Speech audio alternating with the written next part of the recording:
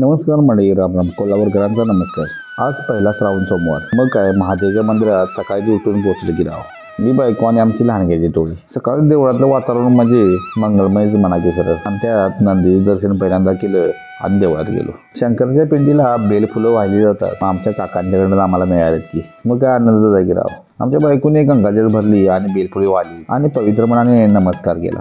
आणि बायकोच्या डोळ्यात श्रद्धा, मुलांच्या हातात फुलं आणि मनात एकच भावना, भोलेनाथ तुझा आशीर्वाद आमच्यावर असो। श्रावणातलं हे पहिलं पाऊल भावनेनं आणि प्रेमानं भरलेलंच म्हणायचं सर। आणि मनात शांततेचा सुवास, बाहेर पावसाचं वातावरण आणि मंद वारा आणि भोलेनाथाचा जयघोष। या श्रावण सोमवारचं हे क्षण आयुष्यभर लक्षात राहिले की राव।